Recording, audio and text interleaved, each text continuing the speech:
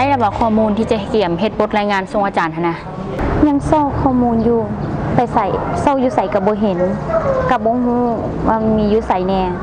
อันมีก็มีแต่ภาษาอังกฤษข้อมูลสากลอ่านแล้วก็บ่เข้าใจปานใดคันซั่นเฮาไปหาอยู่ห้องสมุดลองบอกโอเคไปถึงจังไดข้อมูลไผได้อย่างเดียวแล้ว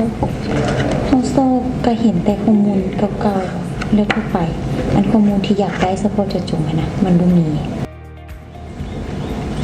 ห้องน้องเป็นยังคือหน้าเสาแฮะสอบข้อมูลบ่ได้นะอ้ายห้องสมุดก็มีแต่ข้อมูลแนวอื่น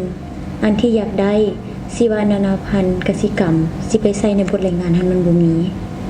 ก็เกี่ยวกับพืชเนาะที่ว่ามันเป็นแบบมีสรรพคุณเฉพาะในลาวนะอ้ายพอจะมีแหล่งข้อมูลบ่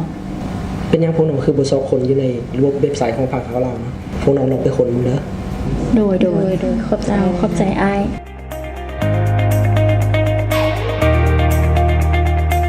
ก็มีความยุ่งยากในการที่ว่าจะค้นหาในอินเทอร์เน็ตก่อนจะเข้าในข้อมูลก็บ่มีเนาะภาษาลาวส่วนใหญ่ก็บ่ยังมีข้อมูลในภาษาลาวค้นหาก็บ่มีเนาะก็เลยว่าส่วนใหญ่ก็ค้นแต่ภาษาอังกฤษหรือว่าเป็นภาษาไทยเนาะตามความเป็นจริงประเทศลาวได้ถูกจัดเป็นหนึ่งในบรรดาประเทศที่มีชีวนานาพันธุ์หลายที่สุดในโลกและเป็นแหล่งกำเนิดของสายพันธุ์พืชและสัตว์หลายชนิดระบบแลกเปลี่ยนความรู้ภาคลาวมีจุดประสงค์เพื่อเฮ็ดให้มีการเปลี่ยนแปลงที่ดีขึ้นโดยสนองพื้นที่สำหรับประชาชนลาวในการแบ่งปันภูมิปัญญาอันอุดมหั่งมีเกี่ยวกับพืชพันธุ์จากธรรมชาติและสัตว์นานาชนิดระบบภาคลาวมีความหมายสำคัญในการเป็นพื้นที่สำหรับนักศึกษา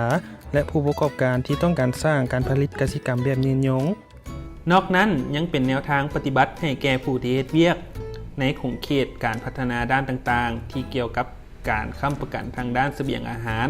การพัฒนาชีวิตการเป็นอยู่และการคุ้มครองทรัพยากรธรรมชาติข้อมูลเพิ่มเติมกรุณาเข้าไปที่เว็บไซต์ www.phakaolao.la Facebook เข้าไปที่ facebook/phakaolao-platform สำหรับระบบภาคข่าวลาวจะแตกต่างจากระบบอื่นๆอยู่บนว่าระบบภาคข่าวลาวแมนจะเสิร์ชเข้าหาข้อมูลได้ชัดเจนและก็ได้ข้อมูลที่ครบถ้วนกว่า